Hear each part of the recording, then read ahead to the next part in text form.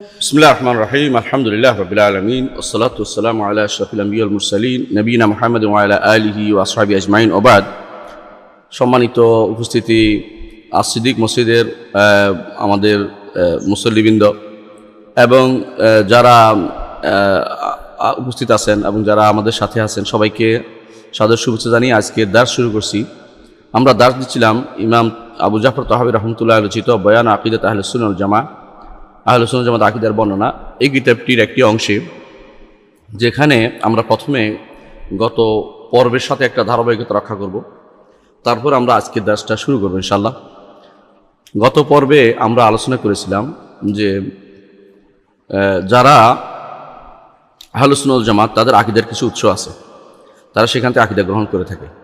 তবে তাদের বড় মূলনীতি হচ্ছে তারা আল্লাহ এবং তার রাসূল যা বলেছেন সেখানে তারা আত্মসমর্পণ করে এবং সেটার উপর আমল করে, কোনো রকম বাক্য ব্যয় ব্যতীত, এবং তারা ইস্তিসলাম করে, নিজেকে আত্মসমর্পণ করে দেয় আল্লাহ এবং তার রাসূলের বাণীর কাছে। এবং উদাহরণ হিসেবে উল্লেখ করেছিলাম, তারা বলে যে আল্লাহ রহমান আরশের উপর উঠেছেন। তারা বলে না যে আরশের উপর উঠতে থাকলে তো আগে নিচে থাকতে হবে, আরশের উপর থাকলে তো আগে নাই হইতে হবে, আরশের উপর থাকলে তো এক জায়গায় হয়ে যাবে, এই জাতীয় প্রশ্ন করে না। তারা বলে যে আল্লাহ এবং তার রাসূল বলেছেন এটা সত্য। এভাবে আহলুস সুন্নাহ ওয়াল জামাতের আকীদা হচ্ছে সবসময় নিজের বিবেক দিয়ে কোনো কিছুকে তারা ঠেলে ফেলে দেয় না, কারণ বিবেককে তারা দোষারোপ করে যে আমার বুঝতে ভুল হতে পারে, আল্লাহ রাসূল সাল্লাল্লাহু আলাইহি ওয়াসাল্লাম যা বলেছেন তা সত্য, আমার বুঝের কমতি থাকতে পারে, তবে বিবেক বিরোধী নয়, এটা তারা বলে থাকে। গত পর্বে এরপর আমরা বলেছিলাম যারা আহলুস সুন্নাহ ওয়াল জামাতের আকীদার বিরোধী তাদের নীতি কি। ইমাম আবু জাফর তাহাবী রাহমাতুল্লাহ আলাইহি সেখানে বলেছেন যে যারা ভুল নীতিতে আছে আকীদার ক্ষেত্রে, তারা কি করে, তারা দুইটি বিদ্যা আছে, একটা হচ্ছে ইলমুন মওজুদ, একটা হচ্ছে ইলমুন মাফকুদ। একটা হচ্ছে দেয়া বিদ্যা, যেটা আল্লাহ দিয়ে দিয়েছেন, একটা হচ্ছে যেটা আল্লাহ দেন নাই। তো বেদাতীরা কি করে, যেটা আল্লাহ দিয়েছেন এটার উপর আমল করবে না, যেটা আল্লাহ দেন নাই এটা পাওয়ার জন্য ব্যস্ত হয়ে পড়বে। এটা বেদাতীর একটা নীতি। এটাকে তিনি বলেছেন, এটা ইমাম আবু জাফর তাহাবী রাহমাতুল্লাহ বলছেন, ফামান রামা ইলমা মা হাদারা আনহু ইলমুহু ওয়া লাম ইয়াকনা বিতাসলিমি ফাহমুহু হাজাবাহু মুরামুহু আন খালিসিত তাওহীদ ওয়া সাফিল মারিফা। যেই ব্যক্তি আল্লাহ যা নিষেধ করে দিয়েছেন, দেননি যে বিদ্যাটা, সেই বিদ্যাটা পেতে চায়, এবং যেই ব্যক্তি যেটা আল্লাহ দিয়েছেন এটা যারা নিজে যথেষ্ট মনে করে না, নিজে আল্লাহর কাছে ওই বিদ্যা যেটা দিয়েছেন এটার কাছে আত্মসমর্পণ করে না, এই যে তার একটা ভুল উদ্দেশ্য, যে যেটা পেতে চায়, তার উদ্দেশ্যটা যে আমি ওইটা পেতে চাই যেটা আল্লাহ দেয় নাই, আল্লাহ তাআলা একটা বিদ্যা মানুষকে দেয় নাই, সেটা কি? গায়বের ইলম, তাকদীরের ইলম, আল্লাহ তাআলার সিফাতের কাইফিয়ত এবং আখিরাতের পরিপূর্ণ ধরন আল্লাহ তাআলা বর্ণনা করেন নাই। কিভাবে পরিপূর্ণ ধরন কি, যেমন জান্নাতের ফলাফল কি, ফল কীরকম হবে, জান্নাতের বিভিন্ন কি বিস্তারিত ধরন বর্ণনা করেন না, যেগুলি বর্ণনা করছেন এর বাইরে আরও জানতে চায়। তারা কি করবে, এই যে তার ইচ্ছাটা যে আমি আরও জানতে চাই, যেটা আল্লাহ জানান না ওইটা জানতে চাই, ওইটা জানার জন্য ব্যস্ত হয়ে পড়ে। তখন কি করে, কেউ গায়েব জানে না, আল্লাহ এমন লোকের কাছে যায় বলে গায়েব দেন, গায়েব জানান, বেদাত করে, শিরক করে। তো এই জাতীয়, তখন তিনি বলছেন, এটা ইমাম আবু জাফর তাহাবী রাহমাতুল্লাহ বলেছেন, যে ব্যক্তি যথেষ্ট মনে করবে না যা আল্লাহ দিয়েছে এটাকে মেনে নিবে না, আর যা আল্লাহ দেয়নি এটা জানার জন্য ব্যস্ত হয়ে পড়বে, তার এই উদ্দেশ্যটা তাওহীদের পথে বিরাট প্রতিবন্ধক হবে। হাজাবাহু মুরামুহু আন খালিসিত তাওহীদ, তাওহীদের পক্ষে বিরাট প্রতিবন্ধক হবে। ওয়া সাফিল মারিফা, আল্লাহকে চেনার ক্ষেত্রেও সেটা বড় প্রতিবন্ধক হবে, পরিষ্কারভাবে ধারণা সে পাবে না। আপনারা জানেন যে তাওহীদের দুইটা অংশ রয়েছে, একটা হচ্ছে তাওহীদুল মারিফাত ওয়াল ইসবাত, একটা হচ্ছে তাওহীদুল কসদ ওয়াল ইরাদাত ওয়াল কসদ। আল্লাহ তাআলাকে চেনার ক্ষেত্রে তা তাওহীদের রুবুবিয়ত চিনতে পারবে না, উলুহিয়ত তো পরের কথা। এই জন্য মারিফাত, যেটা আল্লাহ তাআলাকে চেনা, আল্লাহ তাআলার রুবুবিয়ত সম্পর্কে জানা, এটাও তার অর্জিত হবে না, কারণ সে এমন জায়গায় হাত দিয়েছে যে জায়গা তার হাতে নেই, যে জায়গা তার হাতে নেই, এমন জায়গায় দৌড়াচ্ছে যে জায়গা তার অধীন না।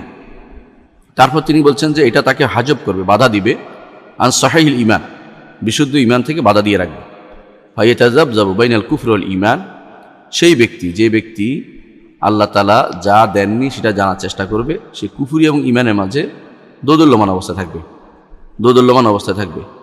ওয়াত তাসদীক ওয়াত তাকযীব, মিথ্যারোপ এবং সত্যায়নের মাঝে দোদুল্য অবস্থা থাকবে, কখনো মানবে কখনো মানবে না, এরকম অবস্থা হবে।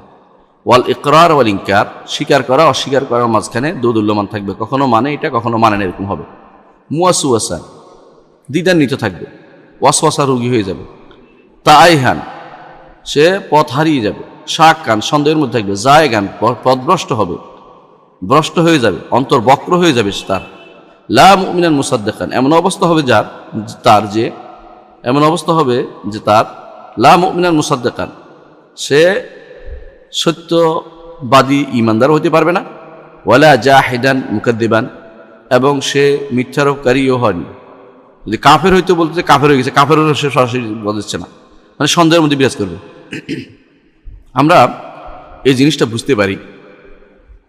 ইমাম ইবনে আবিল হানাফি রাহমাহুল্লাহ এটার ব্যাখ্যা করেছেন তিনি তার শরত হাবিয়ার মধ্যে। তিনি দেখিয়ে দিয়েছেন যে কিভাবে আহলুল কালামরা জীবনের শেষ মাথায় এসে আফসোস করে যে আমি কেন কি করলাম, আমি কেন এগুলো শিখলাম, এগুলি আমার খুব ক্ষতি করেছে। এরা বলেছেন, বিভিন্ন কবিতার মাধ্যমে উল্লেখ করেছেন তিনি, যে তারা কি করে বলে যে তার থুতির মধ্যে হাত দিয়ে বসে থাকে। সাধারণত মানুষ খুব চিন্তান্বিত হলে এমনি বসে, তো এইভাবে তারা বসে চিন্তা করতেই থাকে, হায় রে আমি কি করলাম সারাটা জীবন। লাম নাজমা তুলা অমরিনা ইল্লা কিলা ও কালু, কে বলেছে, কে কি বলেছে, কারটা বলা হবে, এটা নিয়ে আমরা সারা জীবন ব্যয় করেছি। আমরা কোনো লাম নাস্তাফেদ তুলা, আমাদের কোনো কিছুই আমরা উপকৃত হতে পারিনি। কেউ কেউ তো বলে যে আমাদের শরীরটা আমাদের রু থেকে ওয়াহশাতিন মিন জুসুমিনা, রু আমাদের শরীরের সাথে মিশছে না। শরীরের কয়েকটা, রু বলে আরেকটা, মন বলে আরেকটা, কোনোটাই আমাদের সঠিক পথে আমাদেরকে নিয়ে যাচ্ছে না, কারণ আমরা আসলে বিভ্রান্ত অবস্থায় থাকি। তারা এইভাবে স্বীকার করে শেষ জীবনে। বিশুদ্ধ বর্ণনা আসছে, রাজি শেষ জীবনে আকসামুল্লাদাত লিখেছে, একটা গ্রন্থ লিখেছে ইমাম রাজি, এবং এটা শুদ্ধ সহি বর্ণনা আসছে। এটা ছাপা হয়েছে লন্ডন থেকে, যদি এবং এক ইহুদি ছাপাইছে, যদি মুসলিম ছাপাইতে বলতো যে বোধহয় ওয়াহাবিরা এটা লিখে দিছে। সে প্রমাণ করে দেখেছে বা রাজির হস্তাক্ষর সহ, সে স্বীকার করছে জীবনের শেষ মুহূর্তে আকসামুল্লাজাত গ্রন্থে, যে আমি আসলেই সারা জীবন যা করেছি, হায় আমি যদি কোনো এগুলি না করতাম, আমি এগুলি দিয়ে কোনো ইমানের পথে যেতে পারিনি। কারণ সে এমন জিনিস জানার চেষ্টা করে যে জিনিস আল্লাহ তাআলা তাকে জানাতে চাননি, ইমান বিল গায়বের অংশ সে জানতে চেয়েছে। তো এইটা হচ্ছে বেদাতীদের তরিকা। তারা আল্লাহ যেটা দিয়েছেন এটা নিবে না, আল্লাহ যেটা দেন না ওটা পাওয়ার জন্য ব্যস্ত হয়ে পড়ে। এটা হলে কি হয়, এই জিনিসগুলো হয় কুফর এবং ইমানের মাঝখানে হাতড়ে বেড়ায় থাকে, মিথ্যার এবং সত্যার মাধ্যমে চলতে থাকে, কোনোটাই হয় না তার, স্বীকার অস্বীকার দুইটার মাঝখানে থাকে, সে বিভ্রান্ত থাকে, পথভ্রষ্ট থাকে, সন্দেহে থাকে, ইমানদারও হয় না, কাফেরও হয় না, মাঝামাঝি একটা এর মধ্যে অবস্থান করতে থাকে। এটা হচ্ছে তাদের ক্ষতিকর দিক, যারা কোরআন এবং সুন্নাহকে নিজেদের আকীদার উৎস মনে করবে না, আকীদার উৎসের জন্য ভিন্ন ভিন্ন উৎস খুঁজে বেড়াবে, তাদের সমস্যা এটা। তারপর আমাদের ইমাম আবু জাফর তাহাবী রহমতুল্লাহ আলাইহি আরেকটা বলেছেন যে ওয়ালা নাখুদু ফিল্লাহি ওয়ালা নুমারি ফি দীনিল্লাহ, দুইটা জিনিস আমরা করি না। একটা হচ্ছে আল্লাহর ব্যাপারে খাওয়াত করি না। খাওয়াত অর্থ হচ্ছে না জেনে কোথাও কথা বলা। আল্লাহ তাআলা বলছেন ওয়ালা তাখফু মা লাইসা লাকা বিহি ইলম, যে বিষয়ে তোমার জ্ঞান নেই সেই বিষয়ে তুমি অবস্থান করো না, সেটা তুমি নিও না। আল্লাহ তাআলা গায়েবের জিনিসগুলো নিজের কাছে রেখে দিয়েছেন। আল্লাহ তাআলা সিফাতের ধরনগুলো নিজের কাছে রেখে দিয়েছেন। আল্লাহ তাআলা আমাদের রূহের বিষয়টা বিস্তারিত বলেন না, আমাদেরকে অল্প একটু বিদ্যা দিয়ে দিয়েছেন, আর বেশি দেন নাই। আল্লাহ তাআলা জান্নাত জাহান্নামের যতটুকু জানিয়েছেন এর বাইরে আর কিছু আমরা জানার মতো সুচেষ্টা করলেও পারবো না। হাশরের মাঠে যতটুকু জানিয়েছেন এর বাইরে অতিরিক্ত চেষ্টা করলেও আর কিছু নিতে পারবো না। কবর আযাবের বিষয়টি গায়েব রেখেছেন, এখন আমরা চেষ্টা করলেও কিছু নিতে পারবো না। এগুলিতে আমরা লা নাখুদু ফিল্লাহ, আল্লাহ তাআলার আফআলে, কর্মে, আল্লাহ তাআলার সিফাতে আমরা কোনো রকমের খাওয়াত করি না, না জেনে কথা বলি না, না জেনে নাক ঘুষাই দেই না, হাত বাড়ি যেখানে সেখানে হাত লাগাই দেই না। লা নাখুদু, খাওয়াত অর্থ হলো না জেনে কোথাও ঢুকে পড়ে, এটা করি না আমরা। না জেনে কোথাও ঘুষের কাজটা আমরা করি না। এটা হচ্ছে ইমাম আবু জাফর তাহাবী রাহমাতুল্লাহ বলছেন আকীদা আহলে সুন্নাত ওয়াল আকীদার মধ্যে। কিন্তু কারা করে? এরা বেদাতেরা এটা করে, বেদাতপন্থীরা এটা করে, আকীদাতে যারা বেদাতি তারা করে। ওলা নুমারি ফি দীনিল্লাহ, অনুরূপ আল্লাহর দ্বীনের মধ্যে আমরা নুমারি, ঝগড়ার মধ্যে লিপ্ত হই না। মেরা বলা হয় ঝগড়াকে, অর্থাৎ যেই ঝগড়ার কোনো অর্থহীন ঝগড়া, অনেকে দেখবেন আপনার সাথে তর্ক করতে খুব রাজি আছে, আপনার সাথে বহস করতে রাজি আছে। কিছু হইলে বলো চলো বহস করি, আমরা বহস করব, আমরা বহস করব। বহসটা কিন্তু খুব জরুরি জিনিস না। কোরআন সুন্নাহ ওয়াদেহ প্রকাশ্য। বহসে যাওয়াটা হচ্ছে একজন মানুষকে জোর করে হাত পা বেঁধে বাধ্য করা।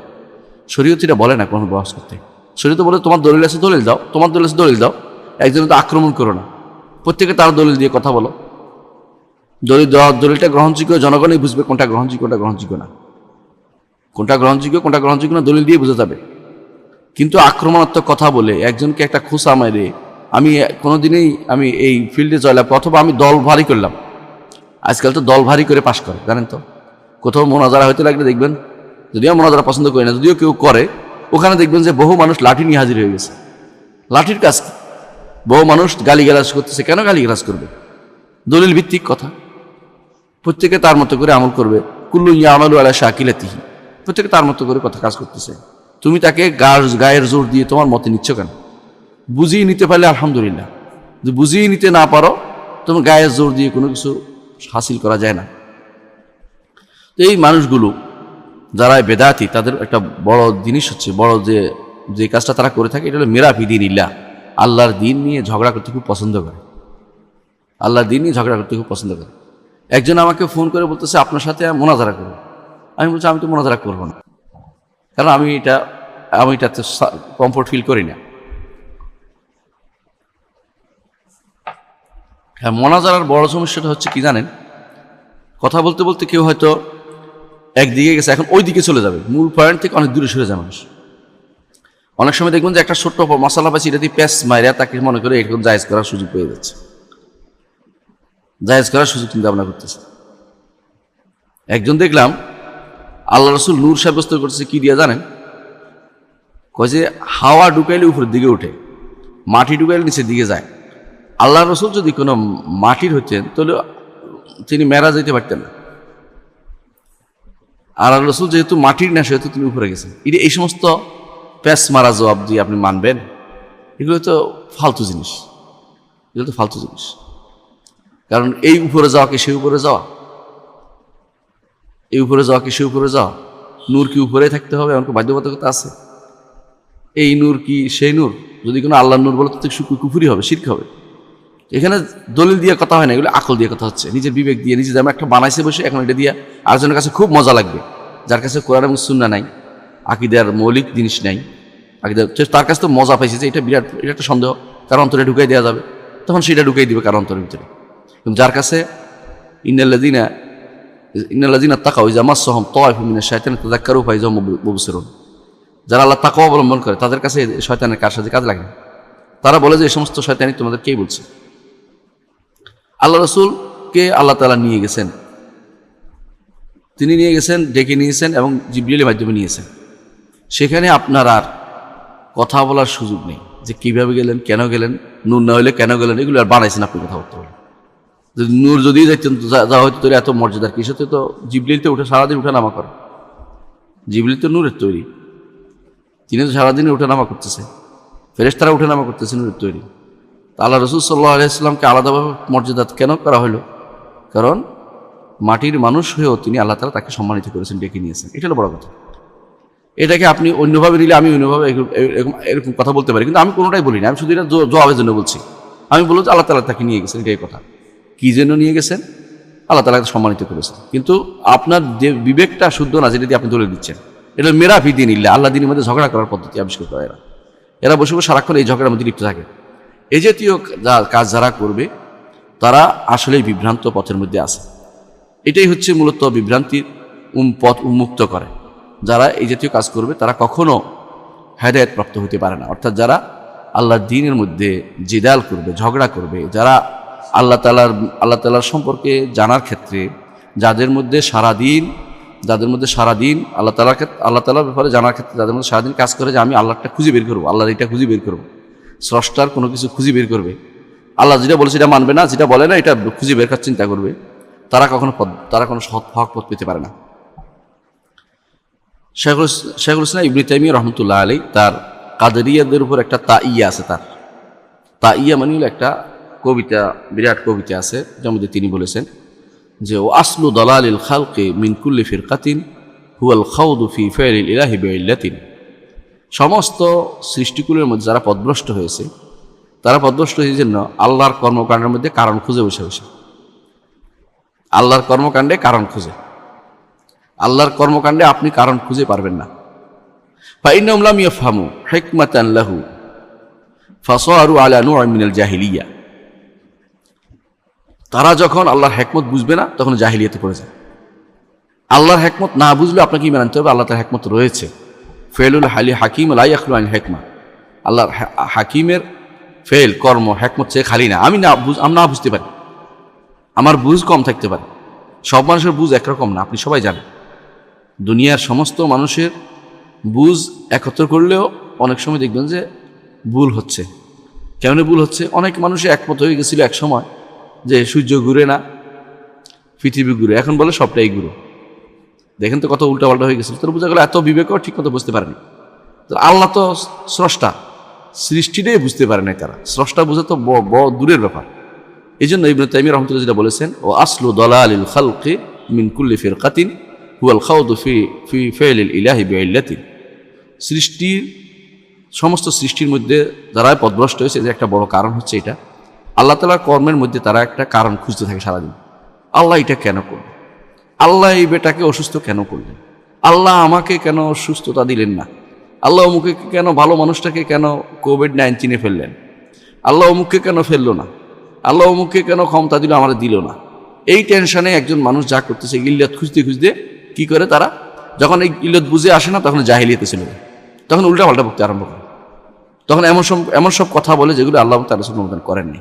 কারণ তারা যেটা খুঁজতেছে এটা পাওয়ার জিনিস না, এটা পাওয়ার জিনিস। যদি আল্লাহ দয়া পরবশই কোথাও বলে দেন, যেমন বলে দিয়েছেন আল্লাহ তাআলা কি, যে লেকা ইলা তাসাও, যে ওহুদের যুদ্ধে তোমরা কেন, তোমাদের এই হলো ঘটনা ঘটলো, তোমাদের কেন কষ্ট হলে বলে দিয়েছেন, কারণ তোমরা এই করেছো, আল্লাহ বলে দিয়েছেন। আল্লাহ যদি না বলতেন আমাদের জানার কোনো সুযোগ ছিল না। তো যেটা আল্লাহ বলে দিয়েছেন এর বাইরে জানার জন্য যারা চেষ্টা করবে তারাই পথভ্রষ্ট হবে। এখানেও তাই, আকীদার ক্ষেত্রে আল্লাহ যা বলে দিয়েছেন, আকীদা হচ্ছে সবটাই হলো গায়বিয়াত।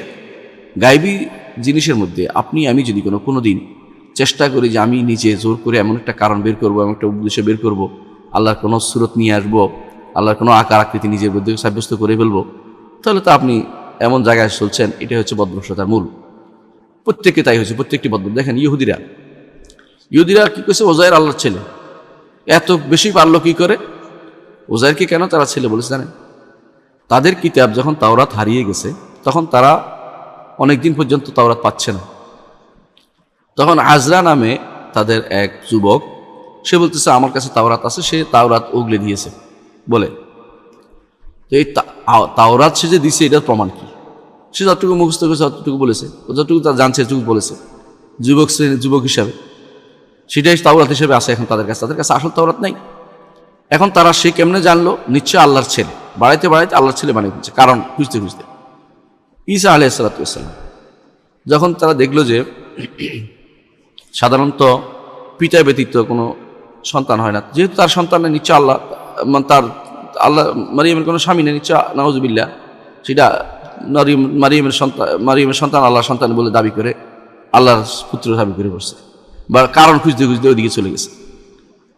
দেখুন হিন্দুরা কি করে, কারণ খুঁজতে যে এই কারণ যে তার একটা ছবি বানাতে হবে, আমরা যে যাকে দেখতে পাই না তার ইবাদত করে কি করে, এই জন্য তার একটা ছবি বানিয়ে রাখে। এই কারণ খুঁজতেছে, তার দেখতে পাই না তারা কি করবে, একটা কারণ বানাচ্ছে, তার ছবি বানাচ্ছে।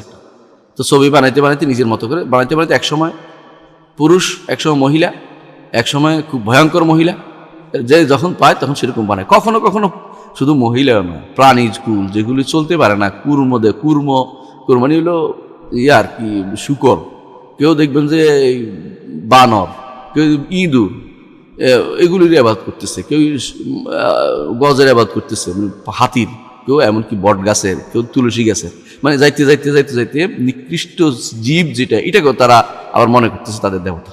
কারণ হচ্ছে কারণ খুঁজতে অন্যদিকে চলে গেছে, ডাইভার্ট হয়ে গেছে, আল্লাহ তাআলা থেকে অন্যদিকে চলে যাচ্ছে।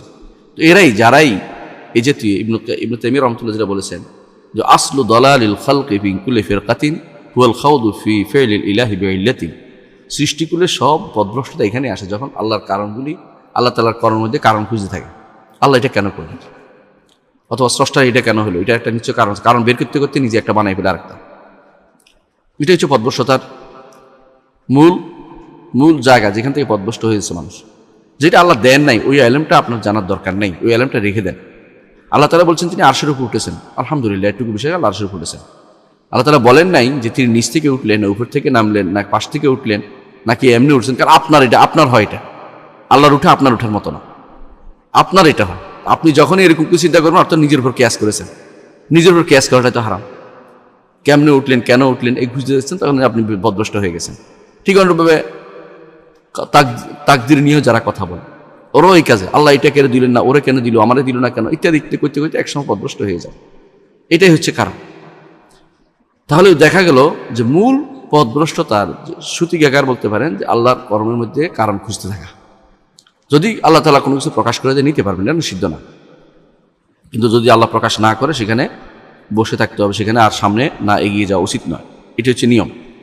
এজন্য একটি হাদিস, সহিহ হাদিসে আসছে, ইদা যুকরাল কদরু ফামসিকু, যখন তাকদীরের কথা আসে চুপ থাকো, মানে সামনে এগিয়েও না, বুঝতে যতটুকু বুঝছো অতটুকু, আল্লাহ রাসূল যতটুকু বলছে অতটুকু বিশ্বাস করো। ওই যা যুকরা নুজুম ফামসিকু, তারকারাজি সম্পর্কে বিস্তারিত বর্ণনা দিতে গেলে সেখানে চুপ থাকো, কারণ তারকারাজি সম্পর্কে বিস্তারিত কথা বলো না, তারকার প্রভাব পড়ে এগুলি বলিও না। ওই যা যুকরা আসহাবি ফামসিকু, যখন আমার সাহাবীদের কথা আসে তোমাদের কাছে তখন চুপ থাকে।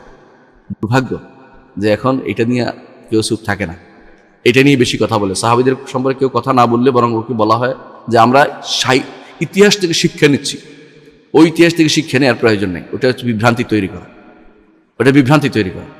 সাহাবায়ে কেরাম কেন যুদ্ধ করলেন আপনার এই কারণ জানার দরকার নেই, একদম বন্ধ করে দেন, কারণ রাসূল নিষেধ করেছে, ইদা যুকিরা আসহাবি ফামসিকু, আমার সাহাবীদের কোনো কথা উঠলে সেখানে চুপ থাকো, আর বাড়াইও না, সামনে আগাইও না। রাদিয়াল্লাহু আনহুম বলো, কে ভালো কে মন্দ কোনোটা বলার দরকার নেই তোমার। মুআবিয়া রাদিয়াল্লাহু আনহু ভালো না আলী রাদিয়াল্লাহু আনহু ভালো, কে একটু ভালো কে একটু খারাপ, কে এগুলি খোঁজার দরকার নেই তোমার। সবাই আলহামদুলিল্লাহ ইখওয়ানা আলা সুরুরিন মুতাকাবিলিন, জান্নাতে একে অপরের সামনে বসে থাকবে ইনশাআল্লাহ। আপনি মাঝখান দিয়ে ক্ষতিগ্রস্ত হবেন, তাদের কারণে আপনি ক্ষতিগ্রস্ত হবেন, জাহান্নামে চলে যাবেন। তাদের বিরুদ্ধে কথা বলবেন, তাদের বিরুদ্ধে করে আপনি জাহান্নামে চলে যাবেন। তাদের কোনো ক্ষতি হবে না, ক্ষতি আপনারই হবে। এই জন্য এই জাতীয় মাসালাতে আমরা যেটা জানি না ওটা জানার চেষ্টা করা উচিত নয়, এটা জানার চেষ্টা করা উচিত নয়। এটা যদি করেন প্রত্যেকটি মাসালাতে এরকম যখনই করবেন আপনার তাওহীদ থেকে দূরে সরে যাবেন, বিশেষ করে আল্লাহ সংক্রান্ত বিষয়। তো আর কি থেকে দূরে থাকবেন? সাফিল মারেফা, জানা থেকে দূরে থাকবেন। জানা থেকেই ইলম থেকে দূরে থাকবেন। মারেফা শব্দটি ব্যবহার করেছেন, মারেফা তো ইলম, মারেফা তো জানা। এখানে মারেফা বলতে সুফিবাদী মারেফত বুঝায় না। সুফিবাদীরা মারেফত বলতে বুঝায় হাকিকত, তরিকত, মারেফত, হ্যাঁ, আরেকটা আছে ওদের শরীয়ত, হাকিকত, তরিকত, মারেফত, 4 ভাগ করছে। ওই মারেফত কিছু আরবদের মধ্যে কোনোদিন প্রচলন ছিল না, এরা জানতো না। তারা এগুলি আসছে 4th শতকের দিকে, এগুলি এসে ঢুকছে বিভিন্ন দিক থেকে ঢুকছে, হিন্দু ধর্ম, বৌদ্ধ ধর্ম, বিভিন্ন ধর্ম থেকে এসে ঢুকছে, আর এগুলিকে অনেকে গ্রহণ করে নিয়েছে। ওই জাতীয় জিনিস ছিল না মারেফত বলতে। এই জন্য কোরআন হাদিসে কোথাও মারেফত শব্দটি আসেনি।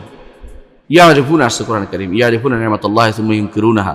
কোরআনে আসছে আল্লাযিনা আতাইনাহুমুল কিতাবা ইয়ারিফুনাহু কামা ইয়ারিফুনা আবনাহুম। শুধু জানা এই শব্দটা আসছে। তাহলে দেখেন মারেফা শব্দটি আসলে কোরআন ও হাদিসে কোথাও পক্ষে বিপক্ষে কোনোটাই বলা হয় না কি মারেফাত কি করতে হবে না করতে হবে।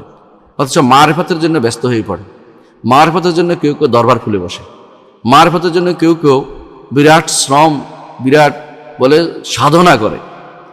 অথচ মারেফা শব্দটি কোরআন হাদিসে কোথাও অর্জন করতে বলা হয়নি, বলা হয়েছে ইলম অর্জন করতে, পড়তে বলা হয়েছে। ইকরা বলতে ফাইলাম, জানো। হাদিসে বলা হয়েছে তলাবুল ইলমি ফরিদা, ইলম অর্জন করতে বলা হয়েছে। তো এখানে এটাই বলা হচ্ছে, এখানে মারেফত বলতে ইলম বোঝানো হয়েছে। যেই ব্যক্তি জানার চেষ্টা করবে যা আল্লাহ দেননি, সেটা জানার চেষ্টাটা তাকে আল্লাহ সম্পর্কে জানা থেকে বাধা দিবে। এটা হলো উদ্দেশ্য। তার সফি বিশুদ্ধ জ্ঞান থেকে তাকে বাধা দিয়ে রাখবে, সেই বিশুদ্ধ জ্ঞান কখনো প্রাপ্ত হবে না। এটাই হচ্ছে বড় কথা। আল্লাহ তাআলা এবং তার রাসূল যেটা চেয়েছেন আমাদের কাছ থেকে, সেটা হচ্ছে তাওহীদের ব্যাপারে তাকে 2 রকমের অন্তর থেকে 2টা জিনিস নিতে বলেছে। একটা হচ্ছে কি, একটা হচ্ছে যে আল্লাহ যা জানিয়েছেন এর এতরাজ না করা, আল্লাহ এবং তার রাসূল যা বলেছেন এবার আপত্তি না তোলা, প্রথম কাজ তাওহীদের ব্যাপারে। দ্বিতীয় কাজ হচ্ছে আমল করা। যা জেনেছেন আপত্তি না তুলে যা জেনেছেন তার উপর আমল করা যাবে না কোনটা? পরেরটা। যা জানেননি তা জানার চেষ্টা করা যাবে না, আর যা জেনেছেন তারও আমল বন্ধ করা যাবে না। তাহলে দুইটা জিনিস লাগবে। এই দুইটা জিনিস এখানে উল্লেখ করা হয়েছে। একটা হচ্ছে তাওহীদের ব্যাপারে যা জেনেছেন আপত্তি তুলেন না, এটা মেনে নেন, আর যা জেনেছেন তার উপর আমল করেন। এর বাইরে যারাই যাবে, এই দুইটার বিপরীতে যারা যাবে তারাই পথভ্রষ্ট হবে, তারাই তাওহীদ প্রাপ্ত হবে না, আকীদা প্রাপ্ত হবে না, সঠিক জ্ঞান প্রাপ্ত হবে না। এটাই এখানে তুলে ধরা হয়েছে। এই জন্য দেখেন কোরআনে কারিমে আল্লাহ তাআলা বলতেছেন যে ওয়ালাউ আন্নাহুম ফাআলু মা ইউআদুনা বিহি লাকানা খায়রান লাহুম ওয়া আশাদ্দা তাসবীতা। জানার পরে আমল করাটা, জানার পরে আমল করার ব্যাপারটা, এটা কোরআনের নির্দেশনা, হাদিসের নির্দেশনা। এই জন্য আল্লাহ তাআলা বলছেন যদি তাদেরকে যা জানানো হচ্ছে এর উপর তারা আমল করতো, তারা করতো, ওসিয়ত করতো, যা জানানো হচ্ছে তাদের নসিহত করে যা তাদেরকে জানানো হচ্ছে এটা তারা আমল করতো, তাদের জন্য উত্তম হতো এবং তাদের ঈমানটা মজবুত হতো। লাকানা খায়রান লাহুম। একটা ব্যক্তির জন্য যা জানে তারপর আমল করাটা উত্তম কাজ, যা জানে না তা জানার চেষ্টা করা উচিত না, আর যা জানে তা আমল বাদ দেওয়া উচিত না। এটা হলো বড় কথা। সলফে সালেহীন জন্য সবসময় বলতেন মান আমিলা বিমা আলিমা আওরাসাহুল্লাহু ইলমা মা লাম ইয়ালাম। যেই ব্যক্তি যা জেনেছে তার উপর আমল করবে, আল্লাহ তাআলা তাকে যা জানেননি সেটা তাকে জ্ঞান দান করবে। এই জন্য আমল শুরু করলে আল্লাহ তাআলার পক্ষ থেকে অনেক সময় দেখবেন যে হাদিসের অর্থ, কোরআনের অর্থ, ব্যাখ্যা আপনি পড়তে পড়তে আমল করতে করতে আল্লাহ তাআলা আপনার অন্তর খুলে দিয়েছেন। আর যে না জেনে না বুঝে অন্ধকারে দৌড়াতে থাকেন যে এটা শিখবো এটা শিখবো, কোনোটাই পাবেন না। আপনি যেটুকু জানছেন ওটুকু উপর আমল করে আল্লাহ তখন আপনাদের উন্মুক্ত করে দিবেন, দ্বার উন্মুক্ত করে দিবেন। ওয়াত্তাকুল্লাহ ওয়া ইউআল্লিমুকুমুল্লাহ। তাকওয়া অবলম্বন করতে বলছে আল্লাহ তাআলা, আর আল্লাহ তাআলা আপনাদের শিক্ষা দিবেন। যখনই আল্লাহ তাআলা দেখবেন যে বান্দা আল্লাহর দিকে রুজু করতেছে, আল্লাহর দিকে প্রত্যাবর্তন করছে, আল্লাহ তার জন্য মুক্ত করে দিবে সবকিছু। আল্লাহ যেন এই জন্য আকীদার ক্ষেত্রে, তাওহীদের ক্ষেত্রে বান্দাকে যে নূর দেওয়া হয়েছে এই নূর অনুসারে বান্দা যে আমল করে তাহলে আল্লাহ তাআলা তার জন্য নতুন করে উন্মুক্ত করে দেন। তাওহীদের এমন এমন দ্বার উন্মোচিত করেন, এমন দরজা খুলে দেন তার জন্য যেটা সে কখনো কল্পনাও করেনি।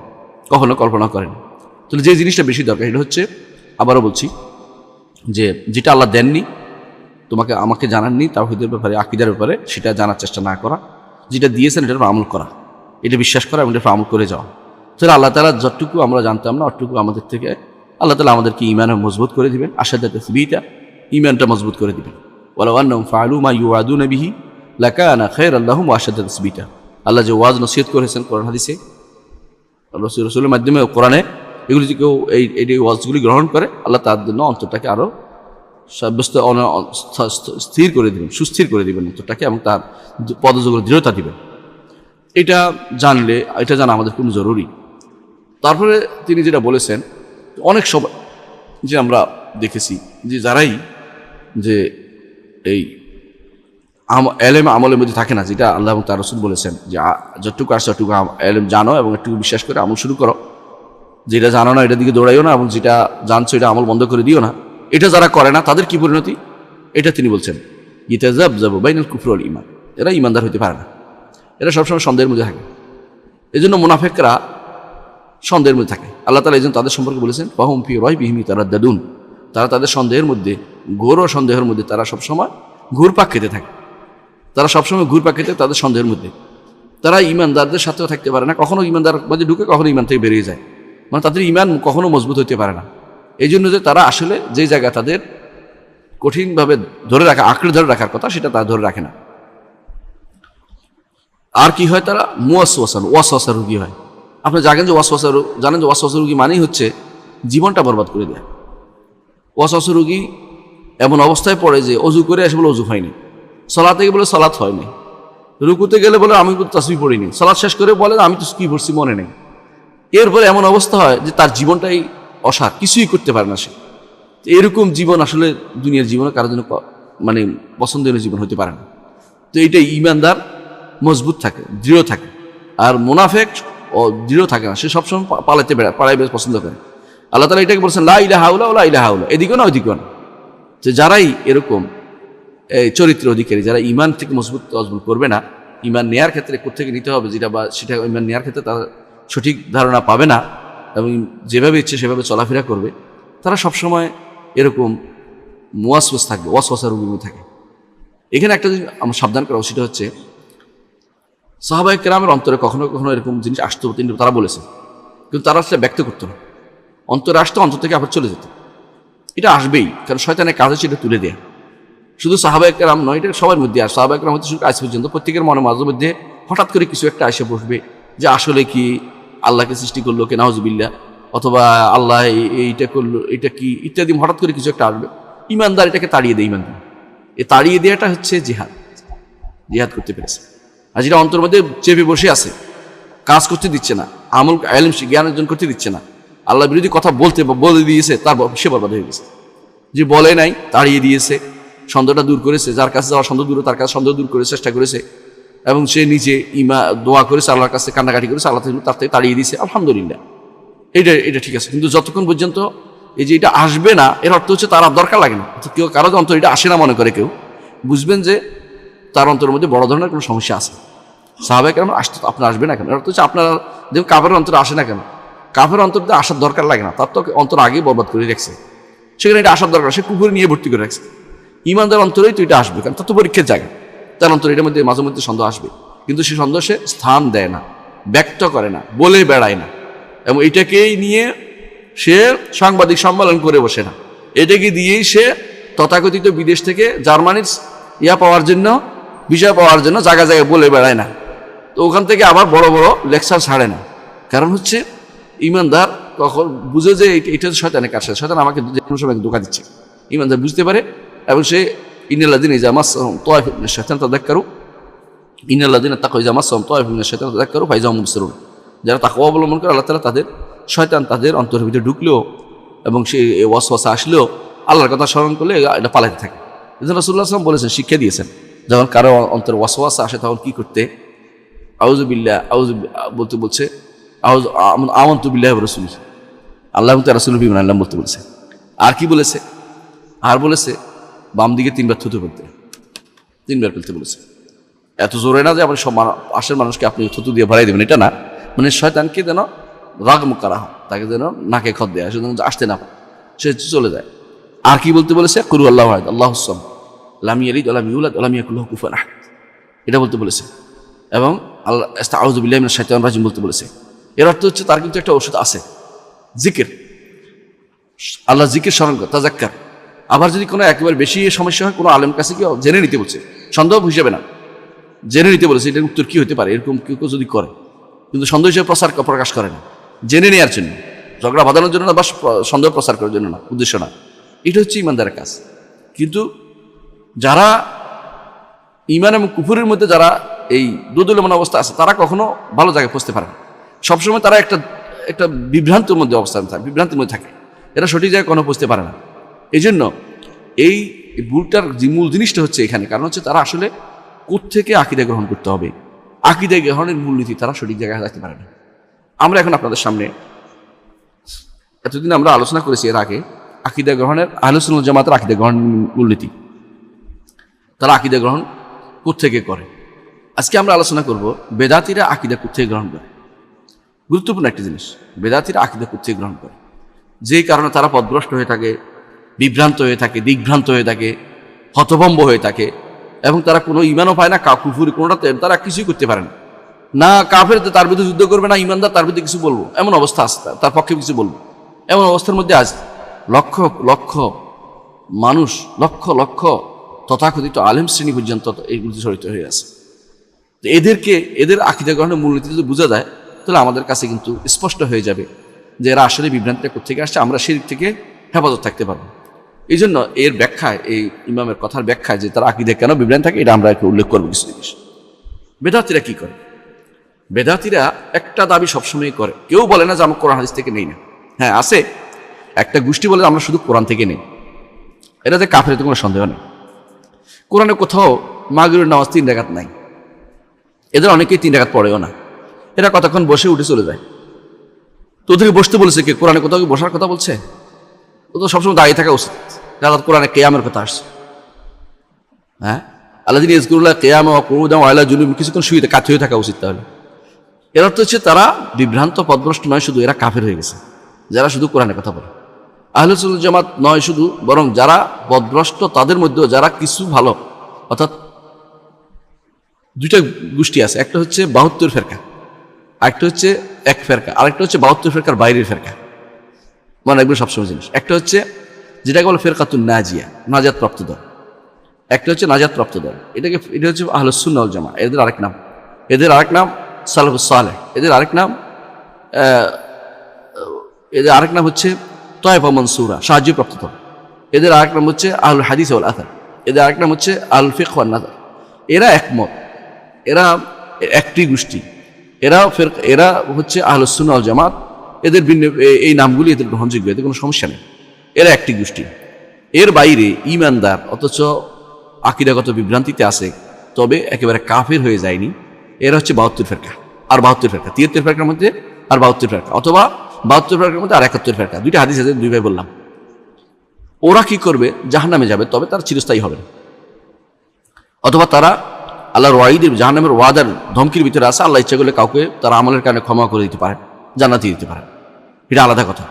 কিন্তু এরা চিরস্থায়ী জাহান্নামী নয়। কিন্তু এর বাইরে একটা গোষ্ঠী আছে যারা ঈমানদার বলে দাবি করে আবার কাফের।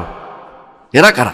যেমন কাদিয়ানীরা, যেমন বাহাইয়ারা, যেমন বোহরারা, যেমন এই তথাকথিত যারা বলে যে আমরা কোরআন মানি হাদিস মানি না, এরা, অথবা এই জাতীয় যতগুলো, অথবা যেমন দুরজিরা, দুরজ যাদেরকে বলে দ্রুজ, লেবাননে আছে ওদের অস্তিত্ব, অথবা নুসাইরিরা যারা সিরিয়াতে ক্ষমতায় আছে ওরা, অথবা আগা খানি ছিলেন আপনি, প্রিন্স করিম আগা খান, ইসমাইল আগা খান, এরা কাফের।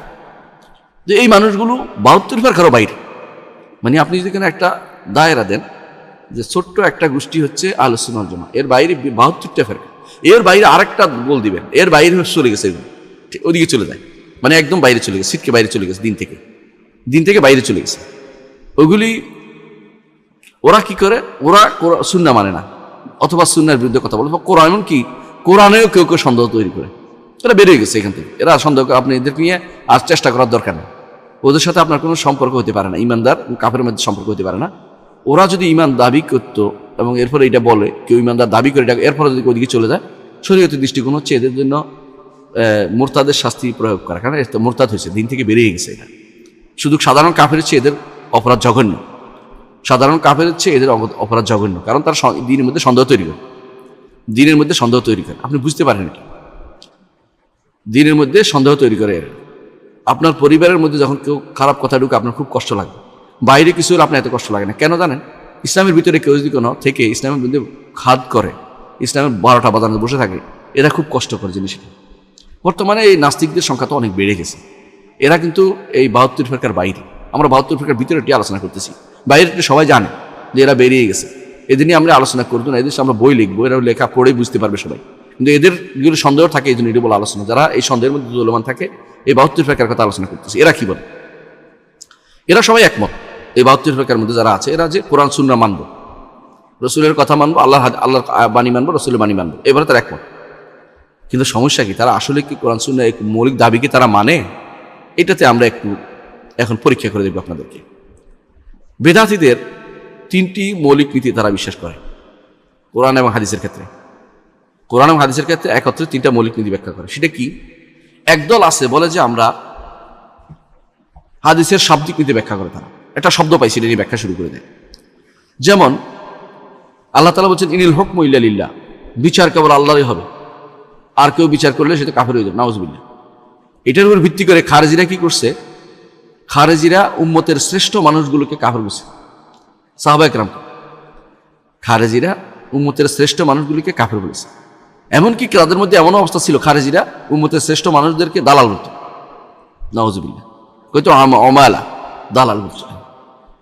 ইমাম নাসাই রহমতুল্লাহ আলাইহি তার সুনানুল কুবরার মধ্যে উল্লেখ করেন যে এরা কি করতো? সাহাবায়ে কেরাম যারা জীবিত ছিলেন, ইবনে ওমর, ইবনে আব্বাস বা এই জাতীয় যারা ছিলেন, অত্যন্ত প্রাজ্ঞ জ্ঞানী মানুষ যারা ছিলেন, শেষ অনেকদিন জীবিত ছিলেন, তাদেরকে তারা পছন্দ করতো না। কেন? এই মানুষগুলো এরা আলেম হয়ে বসে রয়েছে, ঘরের মধ্যে বসে রয়েছে ইত্যাদি, এরা কোনো কাজ করে না, জিহাদ করে না, এরা অমুক করে না, এই কোনো সব আক্রমণ করতো, এদের মধ্যে আক্রমণ লেগে যেত। বর্তমানে আপনার ভালো করে দেখবেন কারা এটা করে, নাম বলতে চাই না। দেখবেন যে কিছু সুবাহুল আহলাম, তাদের বুদ্ধি শুদ্ধি কম, কিন্তু কথাবার্তা খুব ওস্তাদ পাকা, বিভিন্ন জায়গায় লেগে কথাবার্তা বলে। এরা কি করবে, কোনো আলেম দ্বীনের বিরুদ্ধে লাগতে কোনো দেরি করে না। এদেরকে উল্টা ওদেরকে বলবে দরবারি, ওদের বলবে কারবারি, ওদেরকে বলবে এক একজন এক এক নাম দিবে। হ্যাঁ, কেউ কেউ দালাল ইত্যাদি কত রকমের শব্দ তো বলে, অমুকের গোলাম, অমুকের পাঁচাটা, অমুকের রিয়াল করে বিভিন্ন নাম খুঁজে পাবেন আপনি আলেমদের সম্পর্কে। এই বক্তব্য দেয় ঠিক খারেজির চরিত্র তাদের মধ্যে আছে। আমি তা বলছি না তারা পুরোপুরি খারেজি, তো খারেজির চরিত্র তাদের মধ্যে স্পষ্ট, এটা স্পষ্ট বুঝতে হবে এটা কেন বলে তারা। কারণ তারা আলেমের দিনকে সম্মান করে না, তাদের নিজেদের মতটাকে তারা প্রাধান্য দেয়। আল্লাহ এবং তার রাসূলের মত হচ্ছে নিজের মতকে প্রাধান্য দেয় না। তো খারেজিরা কি করতো এটা বলতেছি। একটা গোষ্ঠী আছে যারা ভাষ্য প্রকাশ্য একটা শব্দ নিয়ে দৌড়াবে। কি আল্লাহ তাআলা বলছে ইনিল হুকমু ইল্লা লিল্লাহ, বিচার হুকুম ফয়সালা বিধান তো আল্লাহই দিবে, ব্যাস। আল্লাহ ছাড়া কেউ যদি কোনো একটা বিধান দেয় সেটা কি আল্লাহ তাআলার বিধানের বিরুদ্ধে হইল না পক্ষে গেল, এটা দেখার বিষয় না, সঙ্গে সঙ্গে কাফের বলে ফেলল, তাকফির করলো এবং তাগুত বলল। এই জন্য প্রবণতা তাদের মধ্যে প্রচুর দেখা যায়। এরা হচ্ছে বেদাতীদের আকীদা গ্রহণের একটা নীতি, যে প্রকাশ্য শব্দ একটা নিবে, প্রকাশ্য বাক্যে একটা শব্দের ব্যাখ্যা যা একসাথ করা নয়, বরং আমি একটা শব্দ নিয়ে দৌড়াচ্ছি, একই বিষয়ে বিভিন্ন নসকে একসাথ করে এর থেকে মাসালা বের করার চিন্তা ভাবনা তারা করে না। একটা শব্দ পেয়েছি এটা নিয়ে দৌড়াবে, এবং এই যুবকদেরকে এটা নিয়ে বিভ্রান্ত করে। এটা খারেজি সম্প্রদায়ের কাজ। এরাও কিন্তু আহলুস সুন্নাহ ওয়াল জামাতের আকীদার বিরোধী, এরা ৭২ ফিরকার অন্তর্ভুক্ত। এদেরকে আমরা কাফের মনে করি না, কারণ তারা মানহাজিগতভাবে ভুলের মধ্যে আছে। দ্বিতীয় আরেকটি সম্প্রদায় আছে যারা অপব্যাখ্যার নীতি গ্রহণ করে। কোরআন এবং সুন্নাহ যে সমস্ত আয়াত পাবে, হাদিস পাবে, এগুলিকে তারা আয়াত ও হাদিস পাবে, এগুলিকে তারা অপব্যাখ্যা করে। তাদের মন মতো হয় নাই, সঙ্গে সঙ্গে অপব্যাখ্যা করে। তাদের কবি বলতেছেন ওয়া কুল্লু মা আওহামাত তাশবিহা ফাওয়াদ আও ওয়া রুম তানজিহা। আর যা কিছু তোমার কাছে তাশবিহ লাগে, আল্লাহর কেমনে এটা হয় সন্দেহ লাগছে, দ্বিধা লাগতেছে, সঙ্গে সঙ্গে অর্থ জানি না, আমি এটা জানার দরকার নেই, অথবা বলো যে এটা অপব্যাখ্যা শুরু করে দাও এবং আল্লাহকে তুমি পবিত্র বর্ণনা করো। আল্লাহকে পবিত্র বানানোর জন্য আল্লাহর কোরআনকে বাদ দিয়ে দিচ্ছে। এটা হচ্ছে কাপড়ের নিচেরটা খুলে মাথায় পাগড়ি বেঁধে ফেলছে, বুঝছেন তো কথাটা? নিচের অংশ খুলে মাথায় পাগড়ি বেঁধে ফেলছে, কেমন দেখা যাচ্ছে বুঝতে পারছেন? এরকম তাদের অবস্থা। এরা কারা? জাহমিয়া সম্প্রদায়, মুতাজিলা সম্প্রদায়, সাথে সাথে এদের মধ্যে ঢুকছে আশায়ারা এবং মাতুরিদি সম্প্রদায়। এই 4 সম্প্রদায়, এরা কাজ হচ্ছে যে কোনো ভাষ্যের অপব্যাখ্যা করা অথবা অর্থহীন করে দেয়া, নিষ্ক্রিয় করে দেয়া, যে এগুলো নিষ্ক্রিয়, এগুলো অর্থ নাই। এরা অর্থ নাই কিভাবে বলে, অথচ কোরআনে কারীম পুরোটাই হেদায়েতের জন্য নাযিল হয়েছে। আলিফ লাম মিম যেটা আপনি বলেন যে এটা তো হুরুফে মুকাত্তাআত বলে, অকাট্য হরফ, এগুলি ভিন্ন ভিন্ন হরফ, এগুলো অর্থ নাই, এগুলো অর্থ নাই না, এগুলো অর্থ আছে, এগুলো অর্থ বর্ণনা করা হয়েছে। আপনি আমার তাফসীরের মধ্যে দেখতে পাবেন এগুলো অর্থ বর্ণনা করা হয়েছে। সলফানি এগুলো অর্থ যে হেদায়েতের কথা আলোচনা করেছে, এর অর্থ হচ্ছে এগুলো এরকম নয় যে এগুলোতে অর্থ নাই। আল্লাহ তাআলার কোনো কিছু অর্থহীন না, নিষ্ক্রিয় করা যাবে না। সেখানে আল্লাহর বাণীকে কিভাবে নিষ্ক্রিয় করে, যেগুলো আল্লাহ সিফাত সম্পর্ক গুণগুলো, এগুলো কিভাবে নিষ্ক্রিয় করে? আল্লাহ বলছে ইয়াদুল্লাহি ফাওকা আইদিহিম, আল্লাহর হাত তাদের হাতের উপর, আল্লাহর হাত নাই। আল্লাহ বলছে যে তার আল্লাহর চেহারা আছে, তারা বলছে আল্লাহর চেহারা নাই। আল্লাহ বলছে তার পা আছে, হাদিসে স্পষ্ট আসছে, তারা বলছে না আল্লাহর পা নাই। তারা নিষ্ক্রিয় করে দিল অথবা কেউ অপব্যাখ্যা করলো। আগে কি করে, তারা নিজেদের মতো করে তাসবিহ দেয়, দিয়া এবারে অপব্যাখ্যা করে। এরপরে বলে যে যারা হক কথা বলে তাদেরকে উল্টা মুসাবিহা বলে। নিজেদের মতো করে কি আল্লাহ আরশের উপর উঠেছেন, আমরা যখন বলি রহমান আরশের উপর উঠেছেন, বলে যে রহমান আরশের উপর উঠেছে, হায় রে তাহলে তো নিষেধ জায়েজ নেই, তাহলে তো আপনার বলতে বলছে কে? তো তাহলে তো নিচে আসিল উপরে উঠছে, কিন্তু আপনারটা এটা মানুষের সৃষ্টির, আল্লাহর জন্য এটা না। আল্লাহ আপনি এটা নিচ্ছেন কেন? আল্লাহর জন্য। আপনি আগে নির্ধারণ করে নিয়েছেন নিজের উপরে, সৃষ্টির উপরে কেয়াস করেছেন, তারপরে অস্বীকার করতেছেন। এই তাওহীদের পক্ষ অবলম্বন করে, এটা বেদাতীদের কাজ। বেদাতীরা এই জাতীয় আকীদা, এইভাবে আকীদা গ্রহণ করার কারণে পথভ্রষ্ট হয়েছে। তাহলে তাওহীদ অপব্যাখ্যার নীতি যারা গ্রহণ করবে এরাও পথভ্রষ্ট, এরা বেদাতী। কারণ হচ্ছে এই নীতিটা তাদের মধ্যে খুব বেশি দেখা যায়। এই জন্য নীতিটা কারা গ্রহণ করে? জাহমিয়ারা, মুতাজিলারা, আশারা ও মাতুরিদিয়ারা। আরেকটি গোষ্ঠী আছে যারা বলে যে ঠিক আছে তুমি যে অর্থ করেছো এটাও একটা ঠিক আছে, আরেকটা অর্থ আছে, ইঙ্গিতপূর্ণ অর্থ খুঁজে। অর্থাৎ সরাসরি যে অর্থটা তারা মনে করে যে এই অর্থটা তুমি যে বলছো এটা তার প্রকাশ্য অর্থ, আমরা গোপন অর্থ জানি। এরা হচ্ছে শিয়া বাতিনিরা, শিয়াদের মধ্যে একটা বিরাট গোষ্ঠী এটা গ্রহণ করে। আল্লাহ কোরআনে কারীমে বলেছেন ওয়াশজারাতাল মালউনাতা ফিল কোরআন, কোরআনে যে গাছটিকে আল্লাহ লানত করেছেন, কোন গাছটা? এটা জাক্কুম, আল্লাহ বলছে ইন্না শাজারাতাজ জাক্কুম তাআমুল আথিম কালমুহলি ইয়াগলি ফিল বুতুন কাগালিল হামিম। আল্লাহ তাআলা বলছেন জাক্কুম গাছ সম্পর্কে স্পষ্ট জিনিস, উত্তর আছে আর এক আয়াত আর কাদের ব্যাখ্যা করে দিচ্ছে। ওয়া শাজারাতাল মালউনাতা ফিল কোরআন, আরেকখানে বলছে আল্লাহ তাআলা এটাই ইন্না শাজারাতাজ জাক্কুম তাআমুল আথিম কালমুহলি ইয়াগলি ফিল বুতুন কাগালিল হামিম খুযু ফাআতুল্লাহ সাওয়াইল জাহিম। তারপরে আল্লাহ তাআলা অন্য আয়াতে বলেছেন যে এটা হচ্ছে তালুহা কান্নাহু রউসুশ শায়াতিন, শয়তানের মাথার মতো এই গাছটি। দেখিয়ে দিচ্ছে আল্লাহ তাআলা কিরকম বিদ্যুটে একটি গাছ, এটা বলেছেন। শিয়ারা এসে বলবে এখানে গাছ, শিয়ারা এখনো প্রত্যেকটা শিয়া আউযুবিল্লাহ, শিয়া মানে বিশ্বাস করে নাউযুবিল্লাহ যে এখানে সাজারা বলতে আয়েশা রাদিয়াল্লাহু আনহাকে বলছে। কিসের কথা কোথায় নিয়ে গেল নাউযুবিল্লাহ, কিসের কথা কোথায় নিয়ে গেল চিন্তা করে দেখছেন? তাহলে বিভ্রান্ত যারা তারা এরকম গোপন অর্থ তারা ধারণ করে, গোপন অর্থে তারা বিশ্বাস করে। এই যে গোপন অর্থ যারা বিশ্বাস করে এরা শিয়া রাফেজি আছে, বাতিনি ফেরকার লোকেরা আছে, অনুভব দার্শনিক পথের লোকেরা আছে, সুফিবাদী লোকেরা আছে। সুফিবাদী লোকেরা কিরকম একটা উদাহরণ দেয়, আপনি তো কোরআনে কারীম পড়ছেন ফাদখুলি ফি ইবাদি ওয়াদখুলি জান্নাতি। আল্লাহ তাআলা হাসরের দিন বলবেন যারা ভালো আমল করেছে, হে আমার বান্দারা তোমাদের আমল নিয়ে তোমরা আমার বান্দাদের মধ্যে প্রবেশ করো, তাদের নেক আমল নবিয়িন সিদ্দিকিন শুহাদা সালেহিনের মধ্যে প্রবেশ করো, তাদের সাথে জান্নাতে যাও। এরা এটা ব্যাখ্যা করে নিয়েছে বাংলাদেশ, যে পৃথিবীতে নিয়ে আসছে কি, যে এটার অর্থ হচ্ছে মুরিদ হও জান্নাতে যাও, ফাদখুলি ফি ইবাদি ওয়াদখুলি জান্নাতি, মুরিদ হও জান্নাতে যাও, মুরিদ হও জান্নাতে যাও। এই ব্যাখ্যা তাকে কোথেকে আনছে? এটা গোপন অর্থ। এই গোপন অর্থ শুধু তাদের উস্তাদে জানে, আর কেউ জানে না। এদের শেখে জানে, তাদের পিসাব জানে, আর কেউ জানে না। শুধু এই গোপন অর্থ তারা বের করে। গোপন অর্থ আল্লাহ তার রাসূলের গোপন অর্থের দিকে আমাদের কখনো ধাবিত করেন নাই। প্রকাশ্য অর্থ যেটা শিখা যাচ্ছে, যেটা বোঝা যাচ্ছে, কিতাবে লেখা আছে, তাফসিরে লেখা আছে, আলেমরা বলেছে, সাহাবীরা বলেছে, তাবেঈরা বলেছে, ইমামরা বলেছে, সেগুলো নিতে পারি। সেগুলো নিজে বানিয়ে বানিয়ে অর্থ করে এরা। এদের অধিকাংশই সালাত পড়ে না। দেখবেন যে বসে আছে আখড়ার মধ্যে, বিভিন্ন আখড়া, আপনি জানেন আমাদের লালন আখড়া আছে কুষ্টিয়াতে, এদিকে বিভিন্ন আখড়া আছে, অনেকগুলো বসে আছে সারাদিন পর্যন্ত। কি জন্য পড়ে না? কম পড়ছি, চলতেছে আমার নামাজ। কেউ কত ওখানে পড়ে না, যাইয়া একটু মক্কা শরীফ পড়ে আসে। তিনি এখানে বসে আছেন কিন্তু মক্কা শরীফে যাই পড়ে আসছে, হুজুর মক্কা শরীফ নামাজ পড়তে গেছে। কেউ কেউ এরকম তো আছে। চিন্তা করে দেখেন, ওদের সবাই কিন্তু এই গোপন অর্থে বিশ্বাসী। সালাতের একটা গোপন অর্থ আছে তাদের কাছে, যাকাতের একটা গোপন অর্থ আছে, এই গোপন অর্থে বিশ্বাসী। তাহলে কোরআনে কারীমের ক্ষেত্রে তিনটি নীতি তাদের মধ্যে দেখা যায়। একটা হচ্ছে যে আমি একটা শব্দ অর্থ পাইছি, এটা নিয়ে তাকফির করে বলবো যে আমি এটা খারেজদের কাজ। আরেকটি হচ্ছে অপব্যাখ্যার নীতি, অপব্যাখ্যার নীতি, নিষ্ক্রিয়করণ অথবা অপব্যাখ্যার নীতি। আরেকটি হচ্ছে গোপন অর্থ বের করার নীতি। এই তিন নীতির ভিতরে থাকে বেদাতিরা। এটা হলো বেদাতিদের কাজ। এই তো গেল কোরআনে কারীমের ক্ষেত্রে। আচ্ছা, সুন্নাহর ক্ষেত্রে, হাদিসের ক্ষেত্রে তাদের কি নীতি? এটা আমাদের জানা দরকার। হাদিসের ক্ষেত্রে তাদের নীতি হচ্ছে বেদাতিদের, কারো কারো মতে হাদিস মুতাওয়াতির হতে হবে। হাদিস মুতাওয়াতির হতে হবে। হাদিস মুতাওয়াতির হওয়া বুঝেন কিনা? হাদিস মুতাওয়াতির বুঝাইতে গেলে আমাদের একটু সময় লাগবে, তারপর বুঝাই ইনশাআল্লাহ। যেই হাদিস রাসূলুল্লাহ সাল্লাল্লাহু আলাইহি ওয়াসাল্লাম থেকে শুরু করে কিতাব লেখক পর্যন্ত এত মানুষও বর্ণনা করেছে যাদের গুণে শেষ করা যাবে না, এবং তারা কেউ মিথ্যার উপর একমত হওয়া যাবে না, এরকম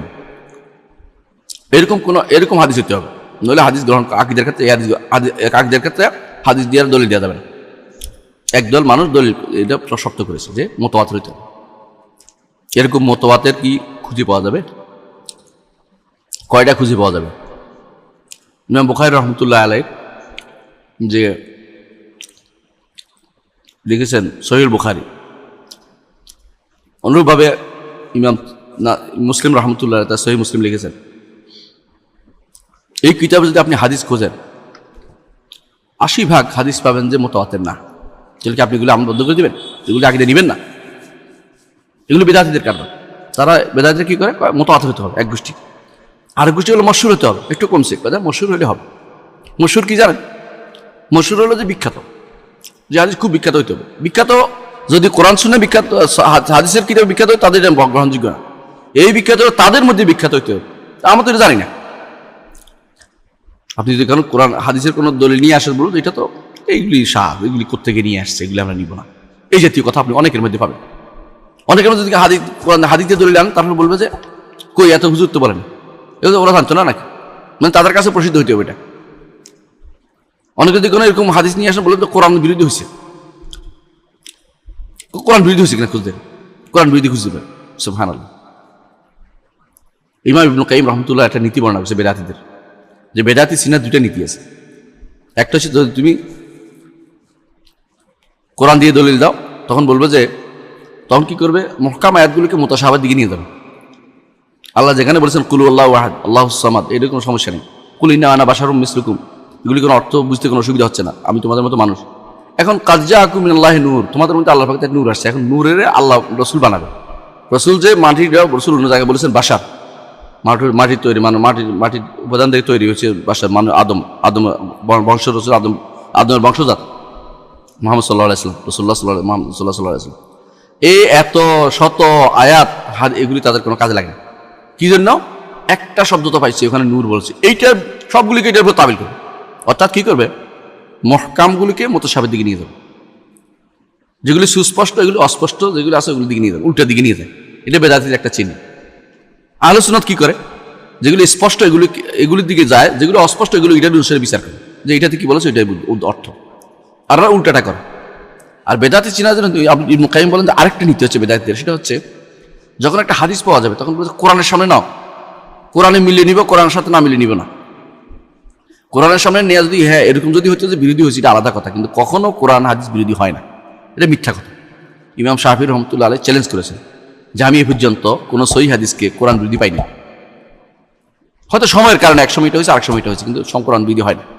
তাহলে সহিহ হাদিস কখনো কোরআন বিরোধী হতে পারে না, সহিহ হাদিস কখনো কোরআন বিরোধী হতে পারে না, হয় না। কিন্তু বেদাতীদের কাজ হচ্ছে এটা কন্ট্রাডিক্টরি দাঁড় করানো, এটা বিরোধী হচ্ছে, এটা বিরোধী হচ্ছে, এটা বিরোধী নিয়ে আসে। এই জন্য তারা কি করে বই লেখে, তাওয়িলু মুশকিল হাদিস, হাদিসের মুশকিলকে তাওয়িল করো, ইবনে ফওরাক লিখছে, বেদাতি হওয়ার কারণে। কিন্তু ইবনে কুতাইবা এবং তার পরবর্তী ইমাম ইয়ারা যারা আসছে, তারা কিন্তু এরকম মুশকিল বা দেখে নাই। তারা হচ্ছে মুখতারাফুল হাদিস, যে একতলাফ আছে, একটা মতভেদ দেখা যাচ্ছে, এটা ঠিক করা দরকার, আলোচনা করে। অর্থাৎ যারা এটা পজিটিভ ব্রেইন চিন্তা করে, আর যারা খারাপ ওরা নেগেটিভ চিন্তা করে, যেটাকে বিরোধী হলে কেন, বিরোধী হচ্ছে তাকে বাদ দেওয়ার চিন্তা ভাবনা করে।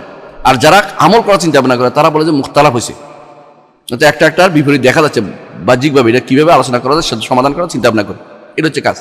তো বেদাতীদের একটা মূলনীতি হলো যেটা বললাম, প্রথমে কাজ হচ্ছে মুতাওয়াতির হতে হবে, আরেক দল হচ্ছে না মশহুর হতে হবে, আরেক দল হচ্ছে না মশহুর হওয়ার দরকার নাই, খবর ওয়াহিদ যদি হয় তাহলে খবর ওয়াহিদ দিয়ে প্রথমে একদল বলে যে আকীদাই নিব না।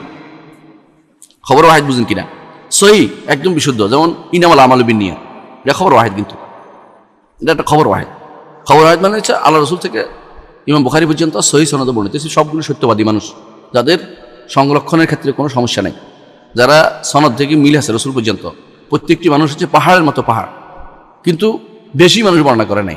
একসময় একেবারে 20-25 জন 30 জন বর্ণনা করে নাই, হয়তো দুইজন করে বর্ণনা করে আসছে, 4-5 জন বর্ণনা করে আসছে, কিন্তু ইমাম বুখারী পর্যন্ত এগুলি সহিহ হাদিস হয়েছে।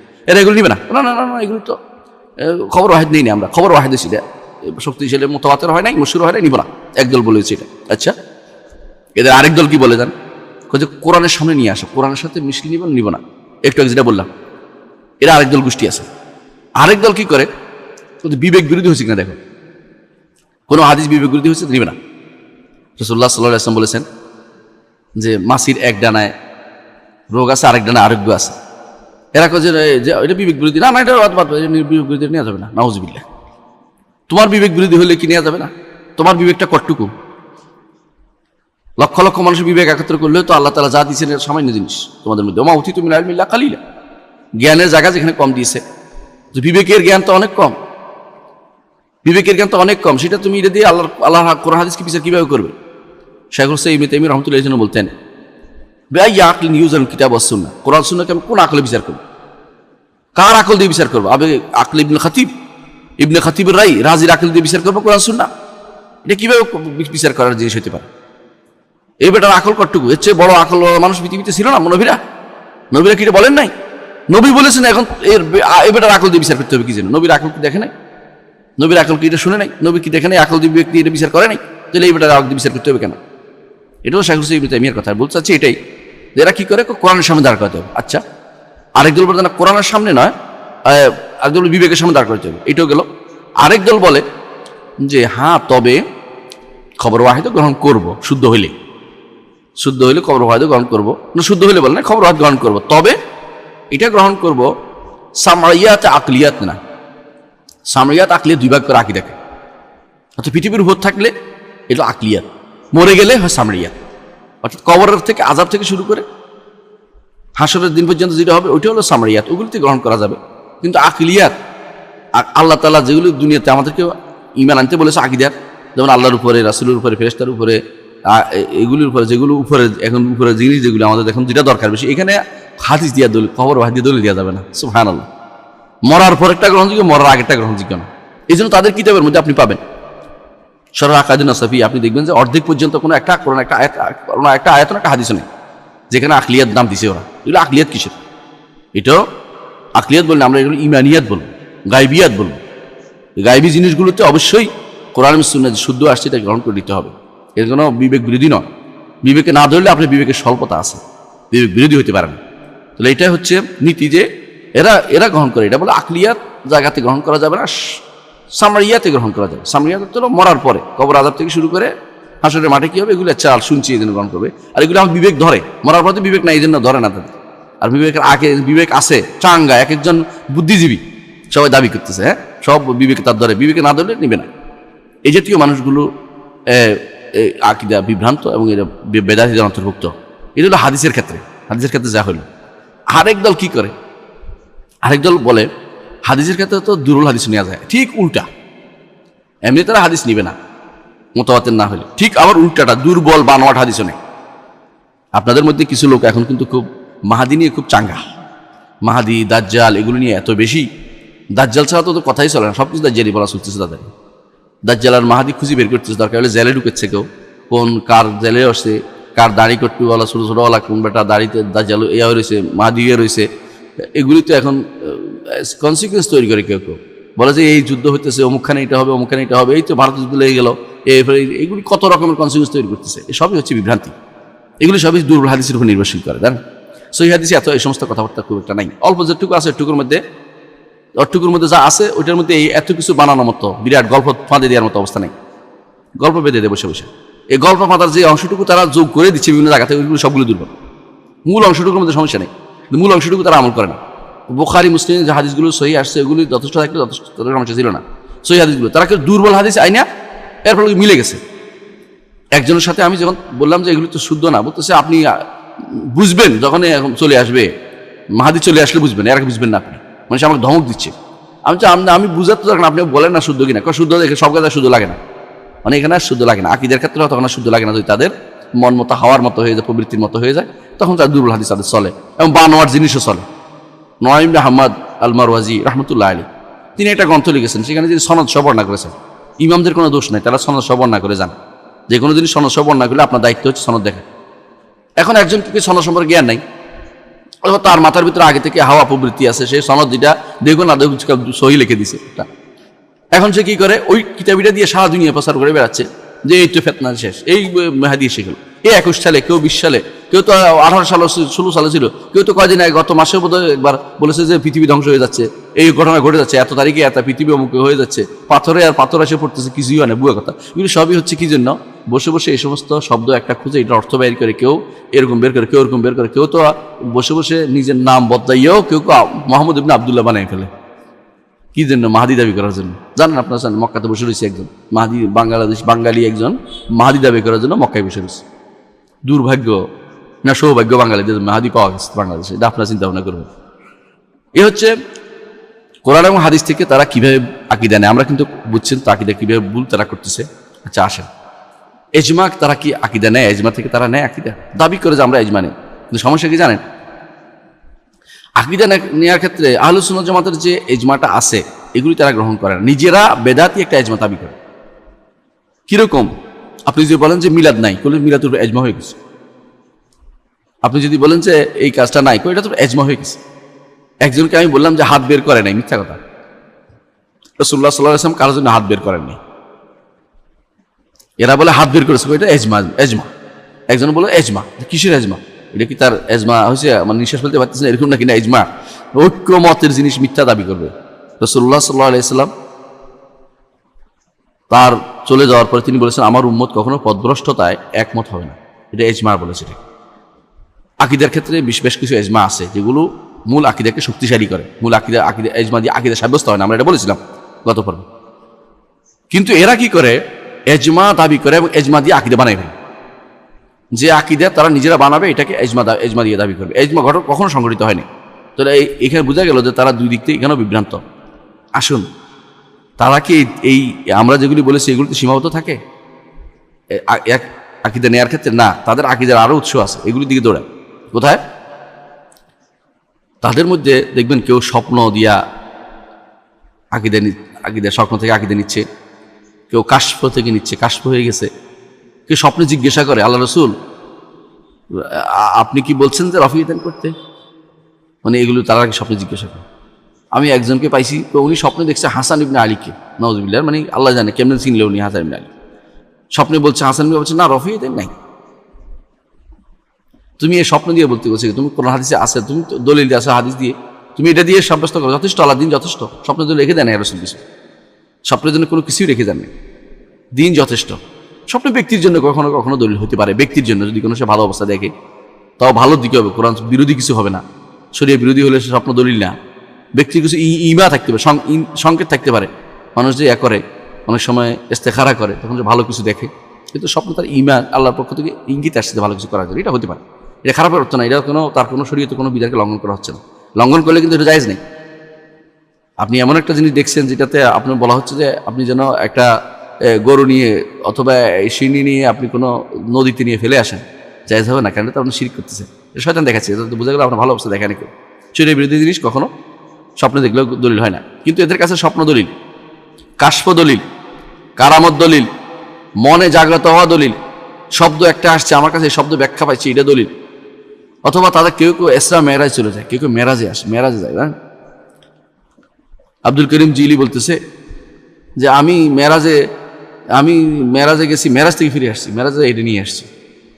হ্যাঁ, আত্মার লুজু দেবে রাজাতি, সেই কবিতার মধ্যে বলতেছে, তাইয়ের মধ্যে তার যে ইবনুল ফারিদ তার তাইয়ের মধ্যে বলতেছে যে আত্মার তো লুজু দেবে রাজাতি, আমি তো গেছিলাম মেরাজে, ফিরে আসি আমার সমস্ত উজুদকে আমি আত্মমুখ করে দিছি, আত্মগন্ধময় সুগন্ধিময় করে দিছি। নাউজুবিল্লাহ। এর হলো সুফিবাদের যারা বড় লোক, যারা বড় প্রধান, যারা এর কারণ জিলি বলে ওদেরকে, আব্দুল করিম আল জিলি, তাদেরকে জিজ্ঞাসা করলে এটা স্পষ্ট বলবে না কারা। এদের মধ্যে আছে মিথ্যা বর্ণনা, গালগাল বর্ণনা, জানেন তো। যদি আর কিছু না থাকেন ফাজাইল হাজটা পড়লে কিন্তু পাবেন। আমি কার ব্যক্তির নাম বলতেছি না, কিন্তু বইটার মধ্যে আছে।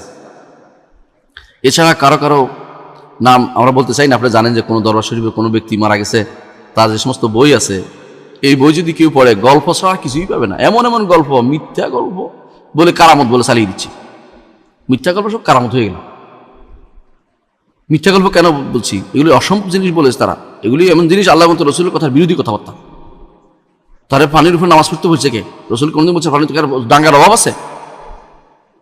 ডাঙ্গার অভাব আছে? পানির মধ্যে নামাজ পড়লো কি জন্য? দেখানোর জন্য?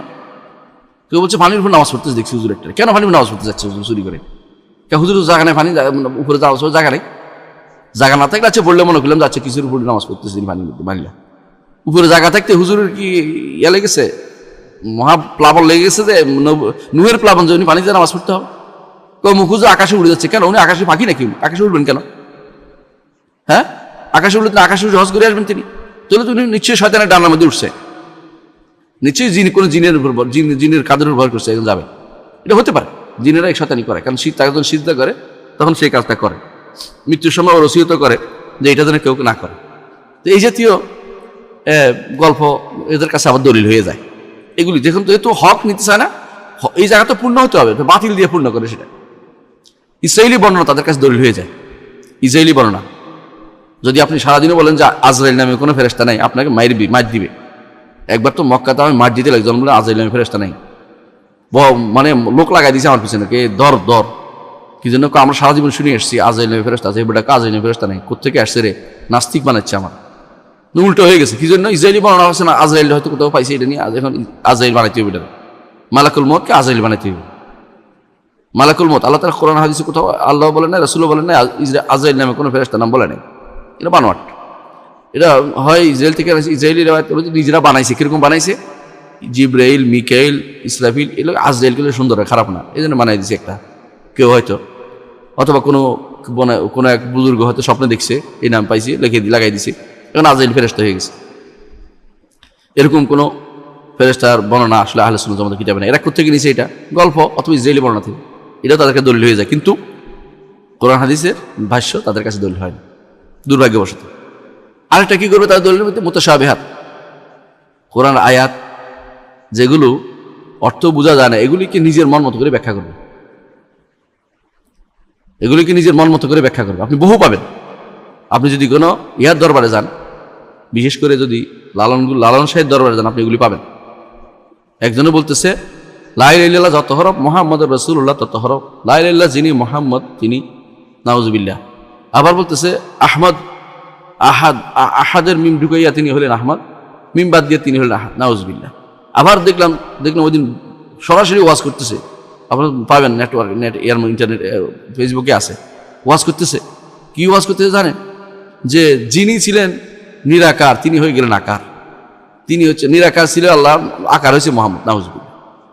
এই যে কথাগুলো তারা বসে বসে বানাচ্ছে, নিজেরা বসে বসে আল্লাহর কোরআন এবং হাদিসের, কোরআন আয়াত এবং হাদিসকে নিজেরা মক্ষ ব্যাখ্যা, অস্পষ্ট জিনিসগুলো নিয়ে শয়তানি বানাচ্ছে বসে বসে। এমন কেউ কি ইচ্ছা করে নিজেরা বানাচ্ছে বসে বসে, কোরআন আয়াতও নেয় না, দরকারও মনে করে না। এটা হয়তো আহাদ শব্দ পাইছে, এই জাতীয় শব্দগুলো দিয়ে তারা দলিল নিতে রাজি আছে, কিন্তু যেগুলো তারা কোরআন হাদিসের স্পষ্ট, এগুলো থেকে নিতে রাজি নেই। আরেক গোষ্ঠী আছে, তারা সবসময় খুঁজে যে অমুক খানের নতুন কোনো কথা আসছে, ইহুদি হোক নাসারা হোক, ইহুদিরা কিছু করছে, নাসারা কিছু, হিন্দুরা কিছু করছে, এদের কাছে তাদের গ্রহণযোগ্য। কিরকম? কিছু মানুষ দেখবেন যে যোগ ব্যায়ামে বসে গেছে, সুন্দর নাম দিচ্ছে এখন, কোয়ান্টাম মেথড, অমুক মেথড। মেথডের অভাব নাই, মেথডিয়ানদের জ্বালায়। এদের কাছে কোরআন সুন্নাহ যথেষ্ট না আকীদার ক্ষেত্রে। ওখান থেকে বসে বসে মেথডিয়ানদের তারা এখন সমাধান করবে, এমন সমাধান করে বসে বসে যে সেখানে দেখবেন আপনি অনেককে যে বলতেছে যে একটা মাটির বাক্সে রাখা হোক, আপনি আমার সমাধান হয়ে গেছে, অমুকে আপনাকে সমাধান করে দিচ্ছে। এগুলি বসে বসে চিন্তা করেন, আপনি সমাধান হয়ে যাবে। এই যে শিরকি জিনিসগুলো তাদের শেখানো হচ্ছে, এটা যথেষ্ট নিতে তারা রাজি আছে তারা, কিন্তু তারা কোরআন সুন্নাহ থেকে যথেষ্ট মনে করে না, কোরআন সুন্নাহকে যথেষ্ট মনে করে না। এরা নিজেরা এই সমস্ত ইহুদি নাসারা বা মাজুসদের বা হিন্দুদের যে সমস্ত চিন্তাধারা, এদেরকে লালন করে তারা আকীদা গ্রহণ করতে চায়। এদের মধ্যে একটা গোষ্ঠী আছে ওয়াহদাতুল উজুদ বিশ্বাসী হয়ে গেছে, প্রত্যেকে হিন্দু থেকে নিছে, এদের থেকে নেয়।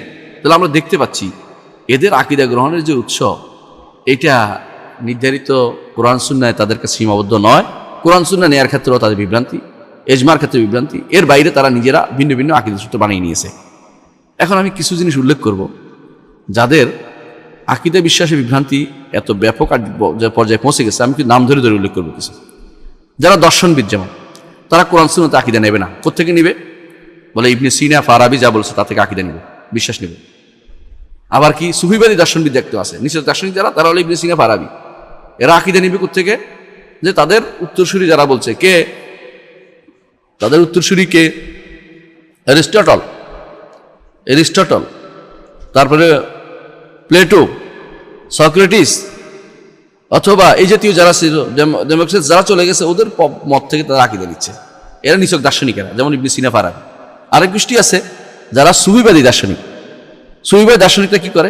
আব্দুল করিম জিলি, সোহরাওয়ার্দী, ইবনে সাবিন, ইবনে হুদ, ইবনে আরাবি, এবং তাদের সাথে শেষের দিকে এসে গাজালিও ঢুকছে, আল্লাহ তাদের ক্ষমা করুন, তিনি বের হয়ে গেছেন পরে। এরা কি করে? এদের আকীদার উৎস হচ্ছে সম্পূর্ণরূপে ইশরাকিয়া। এসবগুলো ফয়েজ বলা হয়। এই যে দেখবেন হুজুরে করতেছে ফয়েজ ও বরকত আসতেছে, হুজুরের ফয়েজ হয়। ফয়েজ নাম ছাড়া নামই হয় না, ফয়েজুল আলম, তাদের সব কিছু চলতেই আছে। আমরা কারো নাম বদলাচ্ছি না, বুঝতে পারছেন আপনারা। শুধুমাত্র তারা ফয়েজের আশায় বসে থাকে। এই মানুষগুলো আসলেই বিভ্রান্ত, অর্থাৎ আকীদা নেওয়ার ক্ষেত্রে তারা আসলেই বিভ্রান্ত হয়ে আছে। এরা কি করতো? কখনো কোরআন হাদিস দিয়ে দলিত না। আব্দুল করিম জিলি, সোহরাওয়ার্দী, মাকতুল সোহরাওয়ার্দী বলে ওনাকে।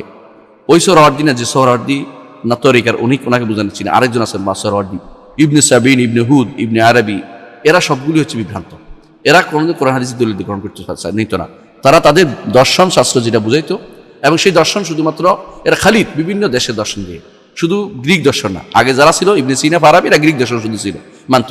এরা বিভিন্ন খালিদ, একটা মিল, বিভিন্ন রকমের একটা বানাইছে, পাঁচন বানিয়ে, সে পাঁচনের দর্শন দিয়ে তারা চলতো। যা একজনে বলতো সেটাই তারা নিয়ে যেত। আরেক গোষ্ঠী আছে কালাম শাস্ত্রবিদ। এরা কোত্থেকে তাদের আকীদা গ্রহণ করে? গ্রিক দর্শন থেকে নেয়। এমনকি গ্রিক দর্শন যারা প্রভাবিত, গ্রিক দর্শন থেকে নিবে। গ্রিক দর্শন প্রভাবিত মুসলিম দার্শনিক যাদেরকে বলা হয়, ইবনে সিনা, ফারাবি বা ইবনুল ফারাদ, এই জাতীয় যারা আছে, অথবা সুফিবাদী, এদের থেকেও তারা আকীদা নিতে কোনো সমস্যা হয় না। বাতিনি ফেরকা থেকে তারা আকীদা নেয়, অমুসলিমদের আকীদা সংস্কৃতি তারা নেয়, খবর ওয়াহিদ গ্রহণ করবে না, কোরআন হাদিসের ভাষায় অপেক্ষা করবে, সে একদিন অন্ধ তাকলিদ করবে, এগুলো তাদের মধ্যে পাওয়া যায়। আরেকটা সুফিবাদী যারা আছে ওরা কি করে, সুফিবাদীরা এদের আকীদা গ্রহণের উৎসের কোনো শেষ নেই। আমরা আগে দেখিয়েছি যে তারা কি করে, গোপন অর্থ বের করে। আবার কি করে, এদের নাসারার থেকে তারা আকীদা নেয়। কি নেয়, তার নাসারা থেকে পোশাক নিছে, হুলুল ইত্তেহাদ নিছে, ইহুদির থেকে নিছে, জিকির নিছে, বাড়াবাড়ি করা, ইবাদতের রীতিনীতি, হুলুল নিছে, হিন্দি উৎস, ইন্ডিয়ান উৎস থেকে নিছে, যে বৌদ্ধবাদের থেকে নির্বাণ তত্ত্ব, মুখ্য মিলে যাওয়া, ফানাফিল্লা, বাকাবিল্লা, এগুলো সবগুলো হিন্দুদের থেকে নিছে। ওয়াদাতুল উজুদ, ভিক্ষাবৃত্তি, জায়গাতে ঘুরে বেড়ানো, দরবারে ঘুরে বেড়ানো, দরবার থেকে নিজে ফকিরের মতো পড়ে থাকা, এগুলো সব হিন্দুদের থেকে নিছে। সুবিধের এগুলি তারা নিয়ে নিছে। তাদের আরেকটি উৎস হচ্ছে গ্রিক উৎস থেকে তারা নেয়, হলুল ইত্তেহাদ, ওয়াদাতুল উজুদ নিছে। পরিবার মিল পাবেন এদের মধ্যে, সাধনাগত মিল পাবেন গ্রিক দর্শনের। আবার শিয়া উৎস থেকে তারা নিছে, ওলি বেলায়েত, এবং দেখবেন যে ওরা কান্নাকাটি খুব বেশি করে নবী পরিবারের জন্য। দেখবেন ওদের ফেসবুকেও দেখবেন অনেকে কান্নাকাটি করতে, সুফিবাদী নবী পরিবার, আমরাও কানতে রাজি আছি। কান দিয়ে ওদের কি করবো, যদি ওদের কাউকে পাই আমরা আলহামদুলিল্লাহ ভালোবাসবো, যদি ইমানদার কাউকে পাই তাদেরকে ভালোবাসি, আলহামদুলিল্লাহ ভালোবাসতেই হবে, রাসূল বলছেন। কিন্তু তাই বলে হোসাইন রাদিয়াল্লাহুর জন্য কান্নাকাটি করে বছরের বছর ধরে মাতম করে যাব, আর কারবালা দেখে কান্নাকাটি করবে, কারবালা দেখে কুলুলা দিয়ে কারবালা তাফসীর করে যাবো, এটা কিন্তু শরীয়ত বলে নাই। এটা দেখে শরীয়ত বলে নাই, এটা বাইরে, এটা কারা করে, এটা ওরা করে। এই জন্য দেখবেন যে ওরা মহরম মাস আসলে ওদের লাল সারের অভাব হয় না, সব চলতেছে। এটাই জন্য তার শিয়া উৎস থেকে তারা নিয়েছে। এই জন্য শিয়াদের সাথে এদের অনেক কিছু মিলে, সিলসিলা মিলে। এদের মধ্যে আবার বিশেষ এলমের দাবি শিয়ারাও করে, ওরাও করে। জাহের বাতেনের কথা ওরাও বলে, শিয়ারাও বলে। কবরের সম্মান, মাজার সংক্রান্ত ওরাও করে, শিয়ারাও করে। দুইটা মিল হয়ে গেছে, তাদের মধ্যে পুরাই মিল হয়ে গেছে। অর্থাৎ তারা তাদের উৎস আর ভিন্ন রয়ে গেছে। আবার তাদের মধ্যে সুফিবাদের মধ্যে কালাম থেকেও তারা নেয়, আকীদা বিষয়ক কিছু কথা তারা নিবে, সুন্নত বিষয়ক তাদের কথা নিবে, কিন্তু আমলের কথা তারা নিবে না। কোরআন সুন্নাহর আমলের কথা রাগ হয়ে যায়। নিজেরা বসে বসে ইয়া বানায়, জিকির বানায়, নিজেরা বসে বসে দেখবেন যে তারা আবার এই ওজিফা বানায়, মুরিদের ওজিফা দিবে যে কোরআন সুন্নাহ বিরোধী। যতই বলেন যে শুনবে না, কুলু আল্লাহ 11 বার পড়বো, কুলু আল্লাহ 11 বার, অথবা অমুকটা এমন একটা বার দিব যে এবার কোরআন সুন্নাহ আসে না, বেদাতি জিনিস। এর অর্থ হচ্ছে নিজেরা বসে বসে বানায়। এগুলি সবই হচ্ছে কালাম শাস্ত্রীয় উৎস। এদের মধ্যে কেউ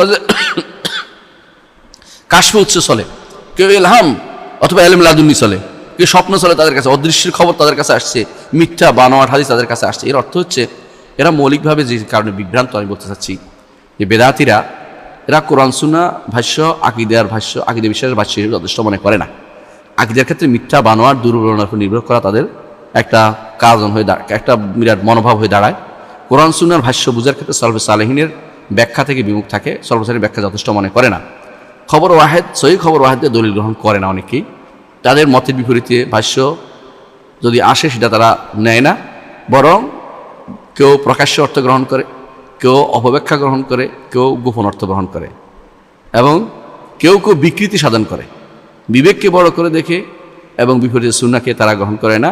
অমুসলিমদের আকীদা ও সংস্কৃতি দ্বারা তারা প্রভাবিত হয়ে থাকে। মৌলিকভাবে এগুলো আমরা বুঝলাম যে আকীদা গ্রহণের ক্ষেত্রে তাদের বিভ্রান্তি সেটা। আলহামদুলিল্লাহ আমরা আগামী ক্লাসে আমরা নিব ইনশাআল্লাহ যে ইমান, হাকিকতুল ইমান, যেটা আমাদের ইমাম বুখারী, ইমাম তাহাবী রাহমাতুল্লাহ আলাইহি হাকিকতুল ইমান সম্পর্কে যা যা বলেছেন সেটা নিয়ে আমরা আগামী ক্লাসে আলোচনা করব। আল ইমান হুয়াল ইকরার বিল লিসান ওয়া তাসদীক বিল জিনান থেকে তিনি আলোচনা করেছেন। এখানে হাকিকতের অংশ, ইমান হাকিকত কি নিয়ে ইনশাআল্লাহ আমরা আলোচনা করব ইনশাআল্লাহ। ততক্ষণ পর্যন্ত আল্লাহ তাআলা আমাদেরকে সুস্থ